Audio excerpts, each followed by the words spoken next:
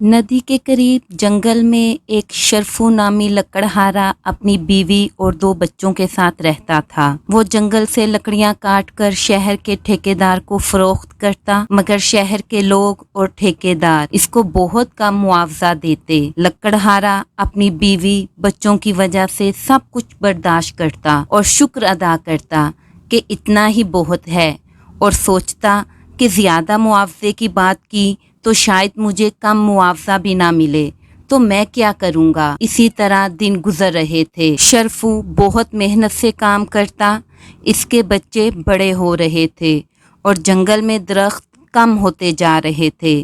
इसका घर भी छोटा पड़ने लगा था। आसपास के लोग भी शहर जाने की तैयारी करने लगे। दरख्त और जंगल की अफजाइश और हिफाजत का जिम्मा हुकूमत ने अपने हाथ में सख्ती से ले लिया था। इससे लकड़हारों की रही सही आमदनी भी खत्म हो गई। घर में बच्चे भूख से बेहाल हो रहे थे। बीवी के कहने पर वो एक बार फिर घर से निकला। आसपास के लोग जाने की तैयारी कर रहे थे। अपने पड़ोसी को भी सामान लादते देखकर शर्फू इसके पास गया। क्या बात है अफजल भाई, तुम भी जा रहे हो? शर्फू ने पूछा। हाँ शर्फू, मेरी मानो तो तुम भी चलो। यहाँ से कुछ दूर एक कस्बे में जूते बनवाने के लिए शहर से ठेकेदार आया है, सब वहीं जा रहे हैं। अफजल भाई सामान लादते हुए बोले। अपना जद्दी पुश्ती काम छोड़कर जूते बनाने का काम करना शर्फू को बहुत अजीब लगा।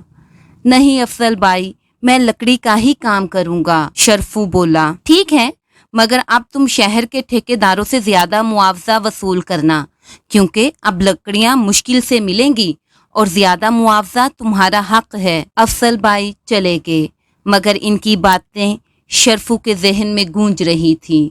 इसने सोचा, आज नदी पार के दरख्तों को काट कर लकड़ी लाता हूँ। चल भाई शर्फू, आज नदी पार कर ही लेते हैं, इसने खुद से कहा और थके थके कदमों से नदी की तरफ चल पड़ा।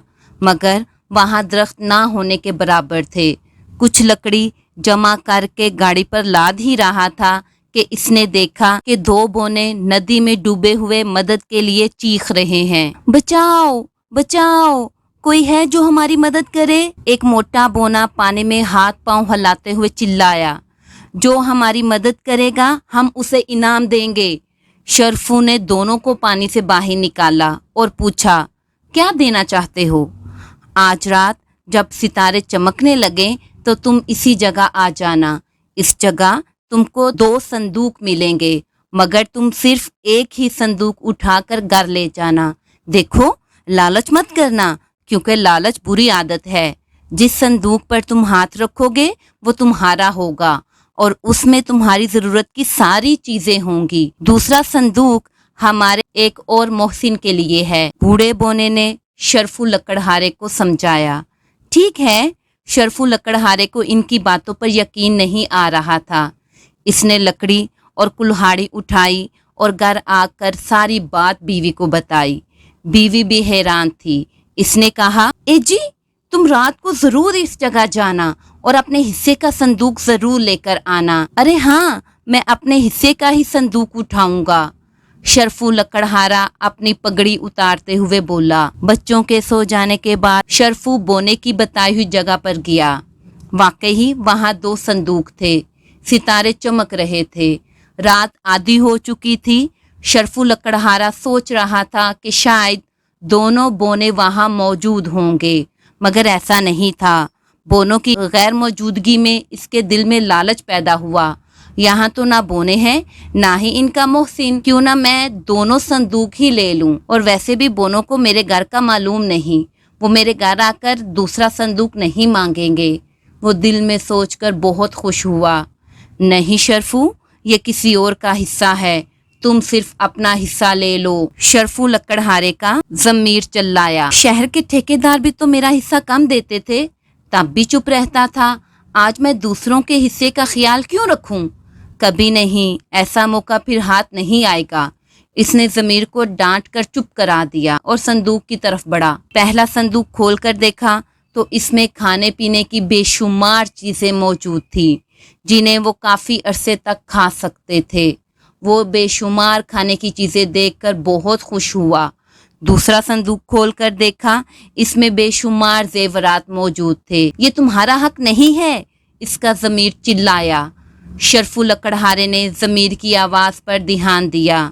ہاں تم ٹھیک کہہ رہے ہو، اس وقت مجھے ایمانداری سے کام لینا چاہیے اور صرف اپنے حصے کا صندوق لینا چاہیے۔ اس وقت میرے بچے بھوکے ہیں، اس لیے مجھے کھانے پینے کی چیزوں کا صندوق لے جانا چاہیے۔ شرفو لکڑہارے نے شیطان کو مات دے دی۔ وہ کھانے کا صندوق گھر لے آیا۔